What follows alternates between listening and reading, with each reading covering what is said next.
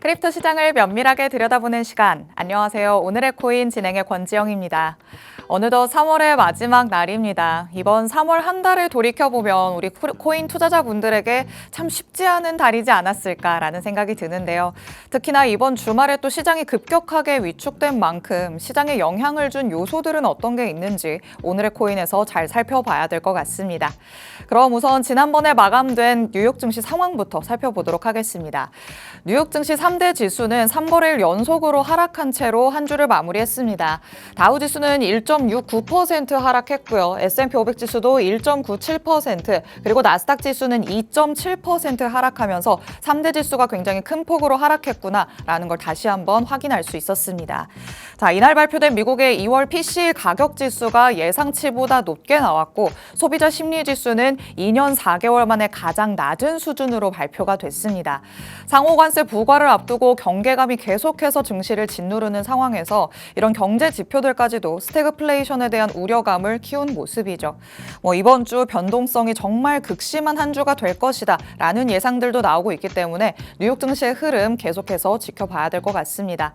그럼 크립토 시장에는 어떤 이슈들이 있었는지 살펴봐야겠죠. 헤드라인 통해서 하나씩 만나보도록 하겠습니다.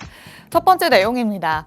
암호화폐 하루 거래량이 미국 대선 직후 대비해서는 70% 하락해 있는 시점입니다. 트럼프 대통령이 당선된 직후에는 하루 거래 대금이 1,260억 달러까지 치솟았었는데요. 지금의 하루 거래 대금은 350억 달러 수준으로 굉장히 급감한 상태입니다. 여기에 또 암호화폐 시장 전체 시가총액도 고점 대비해서는 1조 달러 이상 줄어든 모습입니다. 계속해서 거래가 상당히 빠르게 위축된 현상이 단순한 조정 그 이상이 될 수 있다라는 분석들도 전해지고 있거든요.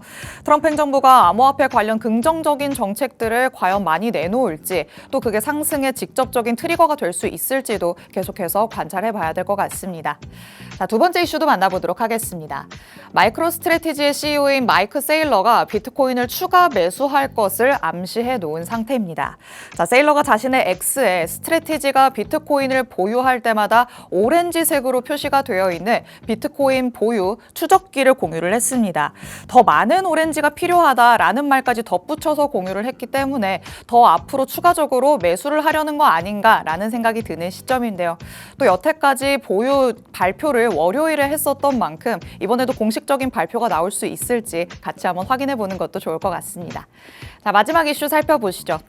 XRP만 두고 본다면 일주일 사이에 12% 지금 시세가 하락해 있는 모습입니다.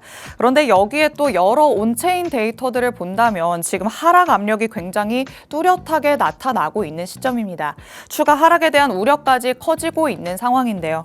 이미 2.1달러 선까지 밀린 상태이기 때문에 다음 지지선은 1.9달러라는, 그리고 저항선은 2.22달러라는 분석들 여러분이 참고해 보시면 좋을 것 같습니다. 자, 이렇게 세 가지 이슈 헤드라인 통해서 만나봤습니다. 실시간 시장 분위기는 어떤지도 확인을 해봐야겠죠. 히트맵 통해서 살펴보도록 하겠습니다. 자, 전일 이 시간 대비해서 굉장히 크게씩 밀리고 있는 모습입니다.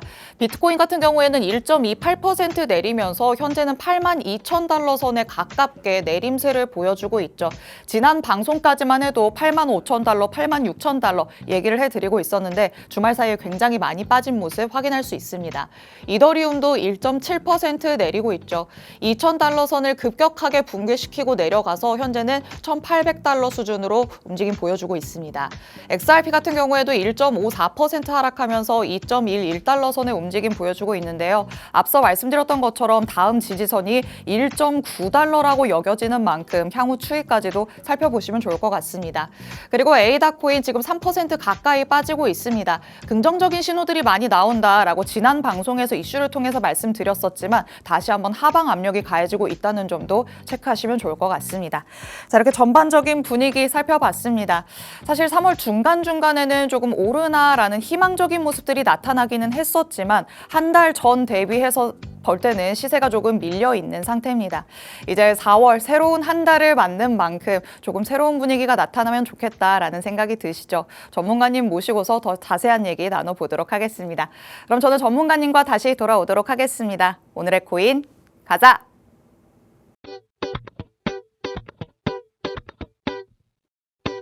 월요일 오늘의 코인 본격적으로 출발해 보도록 하겠습니다. 시장이 굉장히 쉽지 않은 흐름을 보이고 있다 보니까 시장에 대한 정확한 정보들을 어디에서 얻어야 될지 모르겠다라고 생각하시는 분들도 많으시겠죠. 그래서 저희가 하단에 QR코드 마련해 뒀습니다.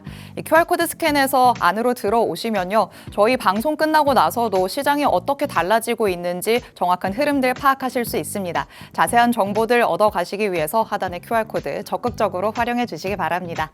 자, 그럼 이제 전문가님 모셔보도록 하겠습니다. 오늘 월요일이기 때문에 표용호 전문가님 나와주셨습니다. 전문가님 어서 오세요. 안녕하세요. 시청자분들께 인사부터 부탁드릴까요? 예, 안녕하세요. 반갑습니다. 시그널드림의 표용호 이사입니다. 월요일에 또 이렇게 인사를 드립니다. 저번 주 3월에 눈이 내렸죠. 예, 이제 봄은 언제 올런지 궁금합니다. 봄은 전쟁처럼이라는 오세영 시인의 봄에 관한 시가 있습니다. 앞소절 제가 잠깐 읽어드리겠습니다. 산천은 지뢰밭인가 봄이 밟고 간 땅마다 온통 지뢰밭의 폭발로 수라장이다. 이 앞소절을 제가 잠깐 바꿔봤는데요.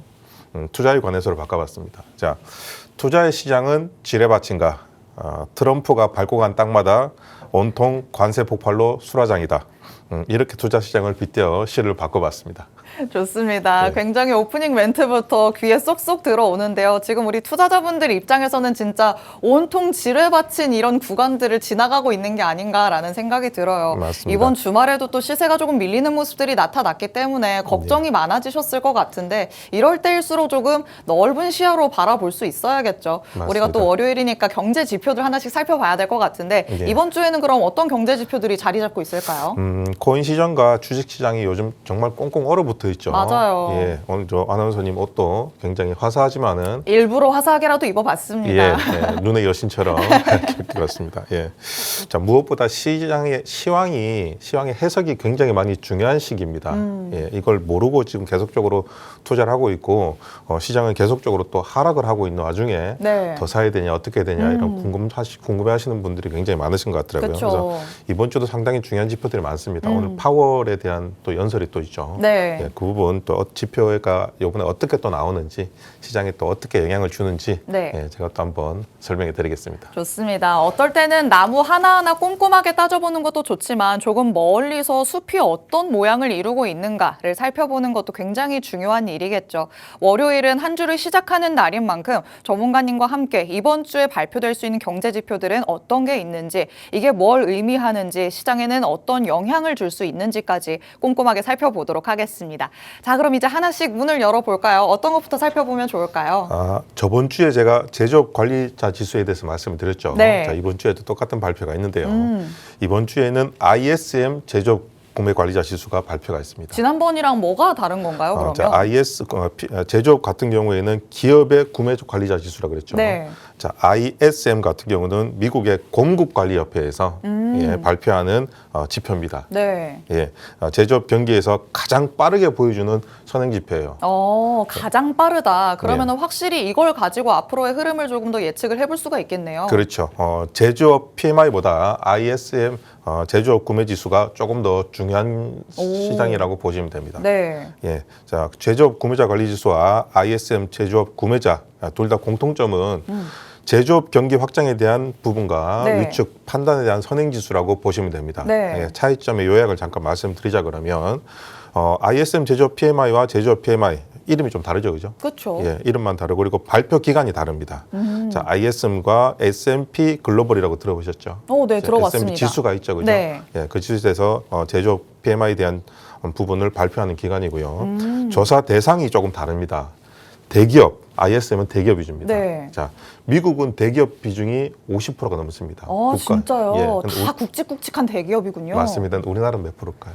글쎄 엄청 작을 것 같은데 그쵸. 5%? 우리나라는 18%가 안 됩니다. 제가 너무 낮게 잡았네요. 맞습니다. 이만큼 대기업의 비중이 미국에 굉장히 큽니다. 그래서 ISM 제조업 지수가 조금 더 중요하다라고 보시면 되고 제조업 PMI는 중소기업.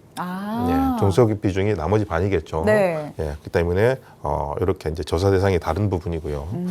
응답 방식은 뭐 자체 설문입니다. 예, 실질적으로 네. 여기 조금 치수가 조금 안 맞을 수도 있겠죠. 그렇죠. 예. 아무래도 직접적으로 물어보고 답을 얻은 걸 추리다 보니까요. 맞습니다. 그런데 제조업 PMI는 글로벌 표준화된 설문이에요. 그게 뭐죠? 국제적으로 표준화된 설문이 있습니다. 아, 그래요? 예, 요거를 꼭 맞춰야 된다라는 설문이 있기 때문에 그 설문에 맞게끔 표준으로 맞춰놓은 지수가 제조업 PMI 지수입니다. 그럼 확실히 상대적으로 비교를 하기에는 표준이 있는 게 더 낫겠네요. 맞습니다. 그런데 시장의 영향력은 ISM 제조업 지수가 좀 더 큽니다.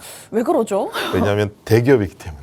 결국에는 예. 몸집이 더 큰 기업들이 어떻게 지금 장사를 잘 하고 있느냐가 더 중요한 거군요. 맞습니다. 그래서 시장의 영향력은 전통적으로 영향력이 큰 부분이 ISM 제조업 지수.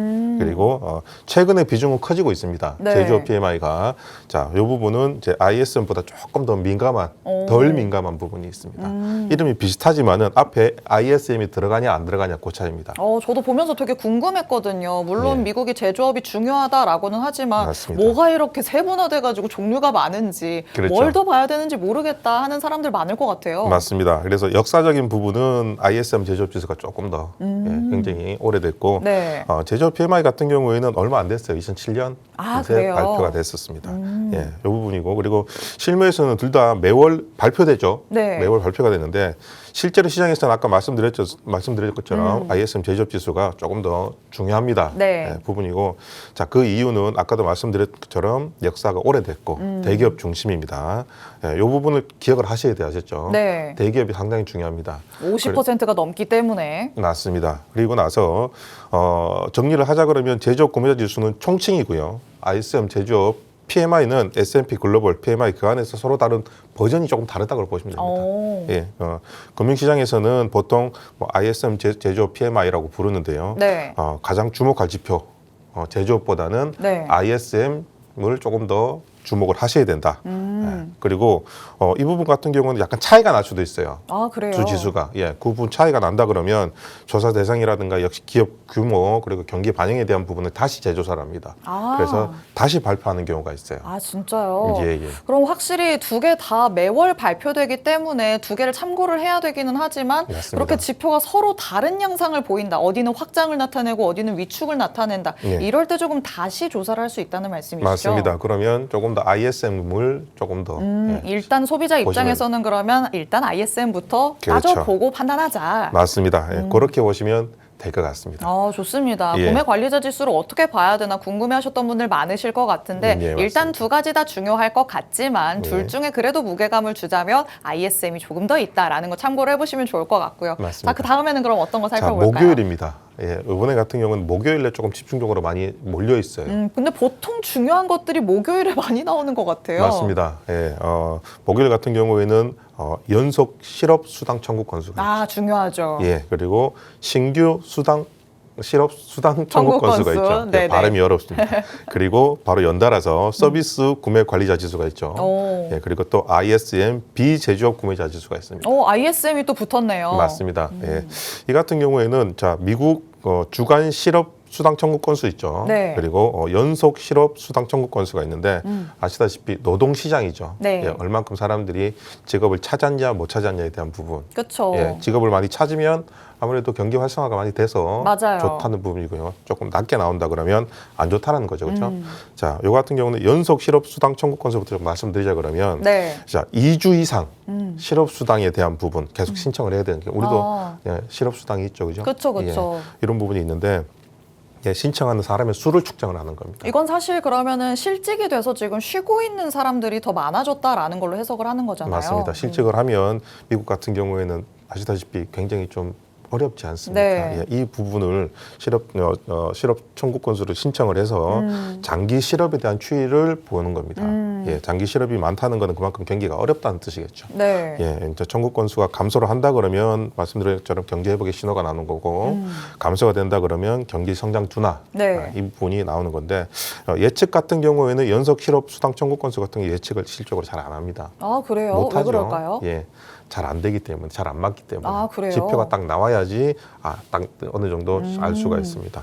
그리고 신규 수당 청구 건수 같은 경우에는 조금 예측을 할 수가 있어요. 오. 근데 보시면 조금 늘어났다. 네. 224K에서 227K로 나와 있죠. 그러네요. 이 부분 같은 경우에는 두 지표의 상호작용과 시장 반응 같은 경우에는 노동시장의 전반적인 건강 상태.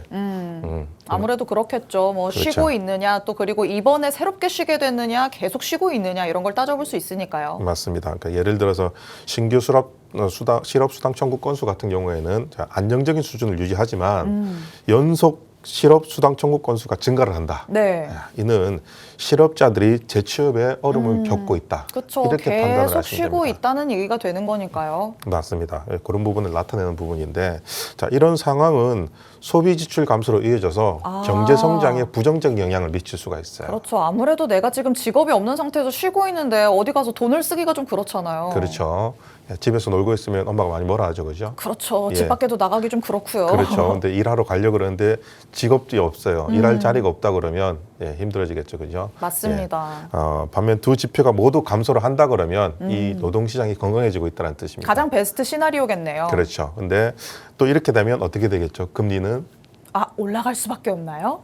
금리가 안 떨어지겠지. 금리 인하를 해야 되는데. 네. 경제가 너무 좋네. 그렇죠. 살만한가 보다. 그렇죠. 이렇게 되는 거죠. 맞습니다. 그렇게 해서 요약을 하자 그러면 경제비 금리 미치는 영향 네. 이런 부분은 두 지표의 증감은 노동시장의 상황을 반영을 해서 이는 소비 지출에 대한 경제 성장 네. 그리고 연준의 금리 정책 결정에 가장 중요한 역할을 한다. 이렇게 또 보시면 됩니다. 이런 데서 근데 사실 모순적이다라는 생각이 들어요. 경제로만 놓고 봤을 때는 사실 맞아요. 두 개 다 수치가 줄어들었으면 좋겠는데 맞습니다. 그럼 또 금리가 안 떨어지고 우리가 참 어디에 웃어야 될지 모르겠네요. 맞습니다. 지표가 이렇게 중요합니다. 네. 그런데 왜 남의 지표를 가지고 이렇게 남의 나라 지표를 가지고 이렇게 맞아요. 신경을 써야 되는지 모르겠습니다만은 뭐 경제의 어떤 흐름이 그러니까요. 네, 예. 어쩔 수 없죠. 사실 미국이 미치는 영향력이 그만큼 크다는 얘기니까요. 맞습니다. 그리고 이제 앞서 말씀드렸듯이 서비스 구매자 관리 지수. 미국은 서비스의 나라지 않습니까? 그쵸.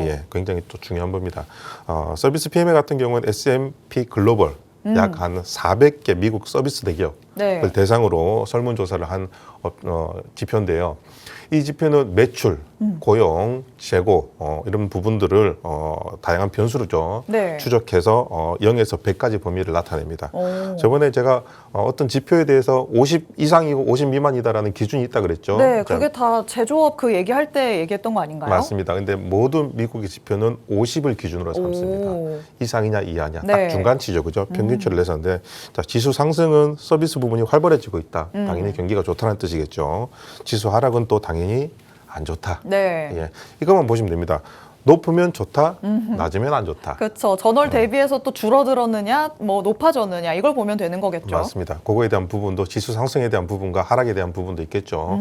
그러면 금리가 지수 상승은 금리 인상에 고려를 해야 된다. 네. 지수 하락은 금리 인하를 검토할 수 있다. 이런 부분인데 아까도 말씀드렸듯이 마지막에 ISM 비제조업 구매자 관리 지수가 또 있다 그랬죠. 네. 이거하고 좀 비교를 하셔야 되는데 요거는 공급관리자협회에서 아까도 말씀드렸듯이 비제조업 지수 부분에 대한 기업 활동에 대한 측정을 발표하는 지수인데요. 네. 보시면 금융 서비스라든가 비즈니스 그리고 정보통신, 숙박업체 대부분 전부 다 서비스업이죠, 그죠? 제조업이 하나도 없습니다. 네. 다만 서비스 PMI와 ISM 비제조업 PMI 같은 경우에는 네. 포함된 여부를 보시면 서비스 PMI 같은 경우에는 건설업, 공공행정이나 유틸리티 같은 건 제외가 됩니다. 오, 뭔가 좀 변동성이 더 큰 걸 제외를 하는 건가요? 그렇죠. 그리고 ISM 같은 경우에는 이 모든 게 다 포함이 돼요. 오, 예, 그리고- 성격이 조금 다르네요, 그러면. 맞습니다. 그리고 공공행정에 대한 부분이 ISM 비제조업에 포함이 되어 있어요.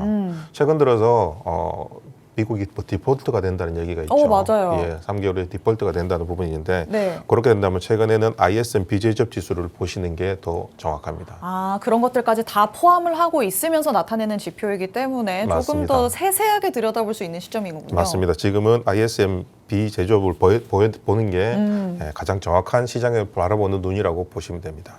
지금 경제 지표들이 계속해서 잇따라 발표가 될 예정인데 어디에 더 조금 더 집중을 해야 될지 모르겠다라고 느끼신 분들 많으실 것 같습니다. 예. 지금의 이 시장 상황을 놓고 봤을 때는 ISM이 앞에 붙어 있는 걸 보는 게 조금 더 정확한 판단이 되는데 도움이 될 수 있다라고 말씀을 하시거든요. 예. 여러분이 이런 부분들 참고하시면 좋을 것 같고요. 그리고 우리가 살펴봐야 될 게 한 가지 더 남아 있습니다. 어떤 내용을 가지고 있을까요? 금요일 날 네. 비농업 고용 지수가 있어요. 비농업. 그렇죠. 농업이 미국은 농업이 굉장히 발달이 돼 있죠. 그쵸. 네, 농업의 국가라고 해도 과언이 아닌데요. 자, 비농업 고용 지수는 NFP라고 합니다. 예, 비농업 고용 지수에 대한 농업 제외한 미국의 내 산업 분야. 네. 예, 그러니까 농업을 제외한 그쵸. 산업 분야라고 보시면 됩니다. 새롭게 창출되거나 소멸된 일자리 수를 측정을 하는 부분인데요.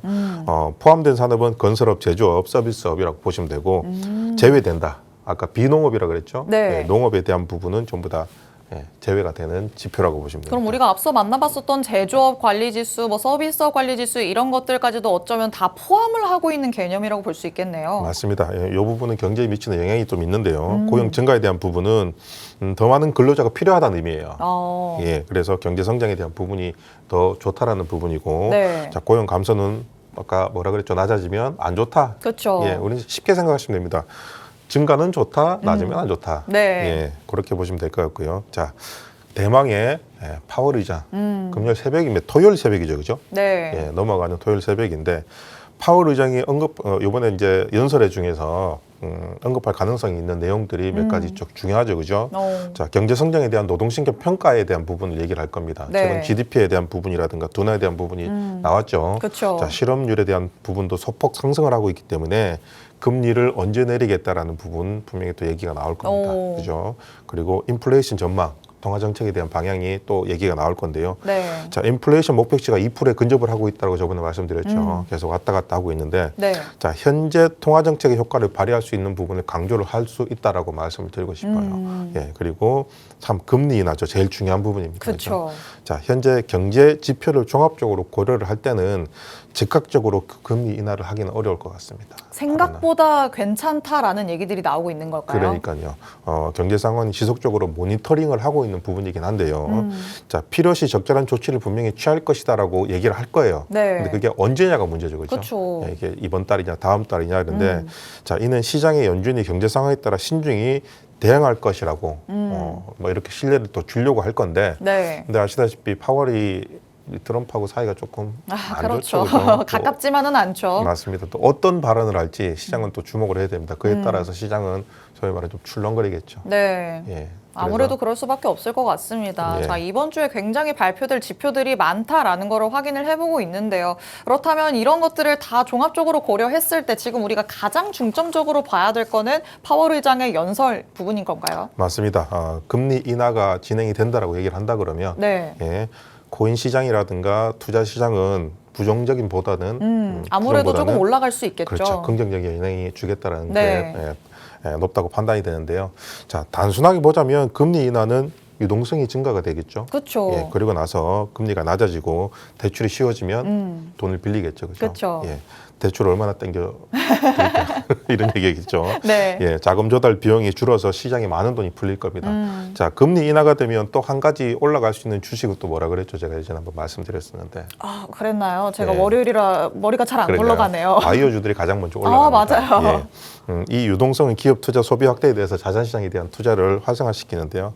단 예외적인 부분도 고려를 좀 해야 됩니다. 어떤 거죠? 예, 금리 인하가 경제 침체로 방어를 하기 위한 대응이라면 네.